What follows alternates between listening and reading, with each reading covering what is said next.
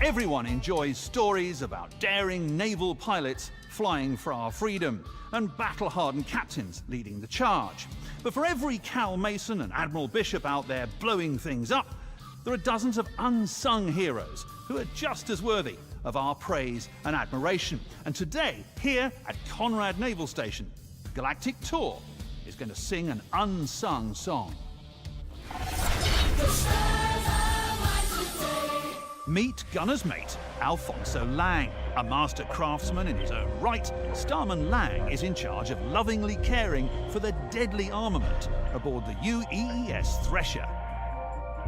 Every day, well, every day they're not getting shot at, Alfonso EVAs across the entirety of this 100-metre-long Aegis Hammerhead to visually inspect the dozens of guns and missile launchers that make this patrol ship such a formidable foe. Optics, targeting systems, mount connections, head threading, even lubrication levels all must be checked, rechecked, and meticulously maintained. Basically, all the worst parts of operating really big and powerful guns. It's like if you wanted an elephant for a pet, Alfonso would be the guy go, yeah, that's great, but what the hell are you going to feed it? With the aid of advanced diagnostic tools, each of the turrets must be correctly calibrated, so that when the gunners fire at a swift-moving target, say a squad of fighters or an incoming torpedo, they actually shoot it down, instead of the gun jamming and blowing up in their face.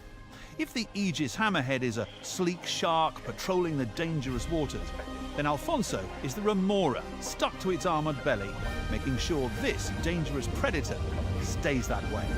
And I, for one, am damn glad to know he's there. Starman Lang, we here at Galactic Tour salute you.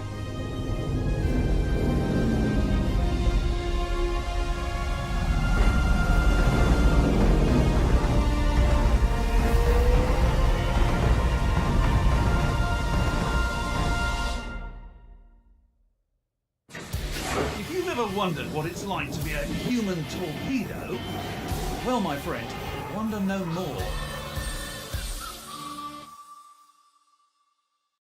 Thanks, Jack. That was great. With the UEE's recent push for militias to shoulder more of the burden of protecting the Empire, there's been a big demand for light, fast patrol ships. Whether it's hunting a pack of outlaws or a Vandal attack squad, the Aegis Hammerhead is ideally suited to the task. Let's take a look at what it took to bring the Hammerhead to you. So the Hammerhead is a new ship from Aegis. Basically, it's their new sort of gunboat. You know, it's a patrol ship. It's basically, if you have it as part of a group, it's kind of like, you know, it'll be like the vanguard of your fleet. It'll be there to sort of bust through the enemy's defences. And, you know, the beauty of this ship is basically it's just bristling with turrets. So it's got 6 manned turrets, 2 unmanned turrets. So if you've got that in your fleet, then, you know, it's something of massive firepower. So looking forward to this in the game. Obviously, this is the Aegis manufacturer. You know, people are familiar with all the other ships we've done, you know, the Retaliator, the Javelin, the Idris. So the Hammerhead is, it's about 100 meters long, something like that. We've taken styling from both the Retaliator size ship and also from some parts from the Javelin and melded them together. We've had a lot of time already with Aegis, and you know, there's a sort of level of design theory that we expect to go into this, and so it's been basically sort of taking all those things we know, advancing it, and sort of putting it onto this new ship, and sort of working with the title of the ship, which is the Hammerhead, and basically sort of working with that and working with, you know, sort of a reference from obviously hammerhead sharks, you know, that, you know, you've got to look at that, actual hammerheads, and really just sort of coming up with a sort of unique ship that will give hopefully sort of an intimidating silhouette, and that's the main theory. And so it's been a lot of fun. I've sort of been working with Gavin Rothery for quite some time on this, and hopefully fans will get to see the sort of progression of this ship. And it's gone through quite a lot of iterations. We've probably did sort of seven or eight variants where we tried sort of traditional blockade runner style hammerhead ships. So we wanted to sort of push it in a more Star Citizen way, something that was unique to us. And pretty much from very early on, we had the sort of negative space inside it. So and that has sort of been a feature of the ship as we've gone along.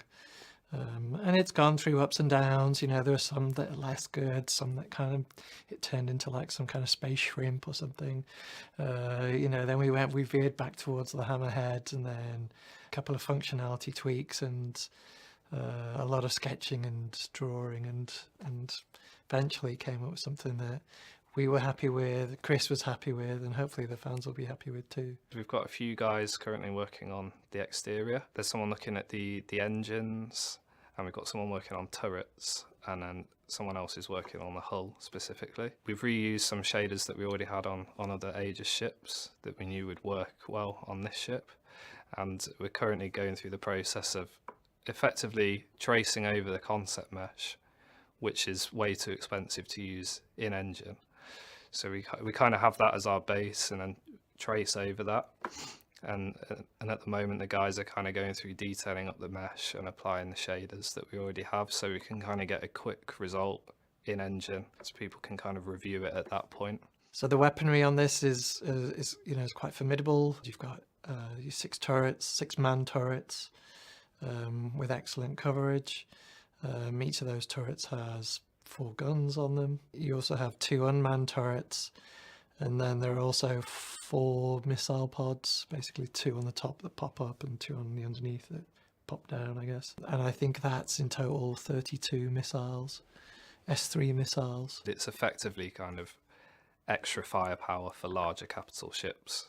This thing's basically just a floating collection of turrets and weapons. You wouldn't want to see one of these coming at you, basically. The turrets on the side have full motion in all directions, so and they're mounted on 4 arms to the sides of the ship, so it gets kind of good coverage of firepower.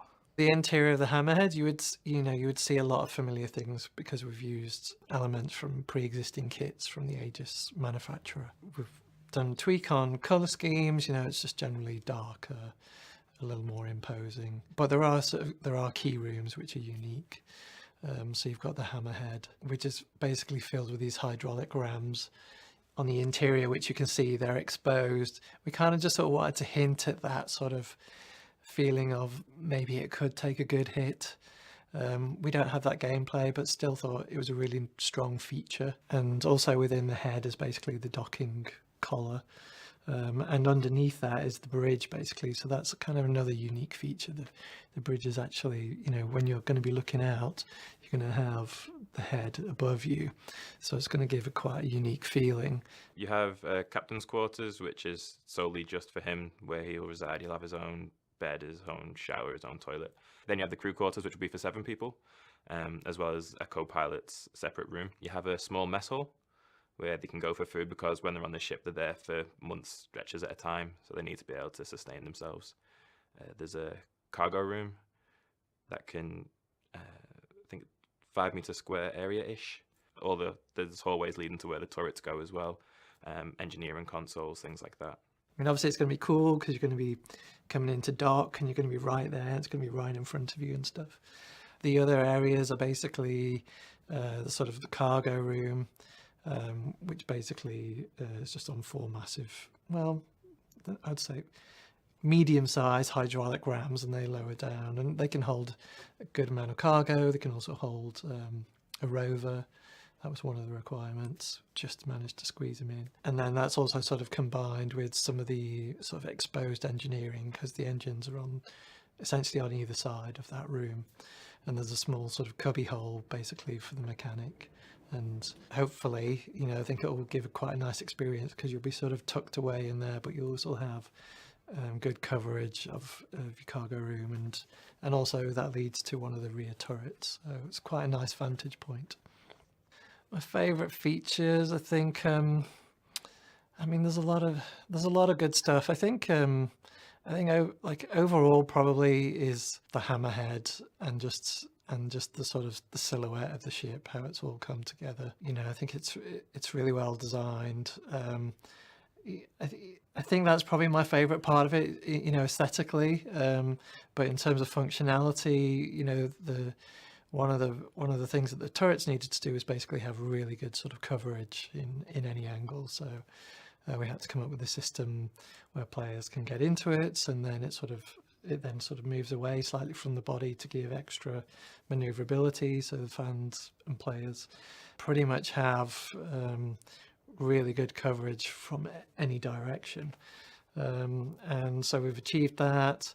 And I think it's just, obviously Star Citizen, we always have a lot of things that we've got to take into account: gameplay, what fans want to see, bunk rooms and all those kind of things, captain's room and stuff.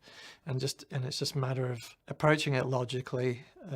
Obviously this is not our first ship, but with Gavin it was our sort of first big ship in terms of like from start to finish, full turnkey. So just sort of working on different layouts in terms of flow, and getting the cargo room in there basically, and making sure it can hold stuff like, say, a rover, just taking into account all those sort of small things. So for me it's more of it's not so much one thing, it's the sum of everything. It's the sum of all those things basically that has come together, because it's been quite a journey. And so the fact that we've been able to hit all those targets and still the ship remain aesthetically in the sort of direction that I wanted, I think that's probably most what I'm happy with.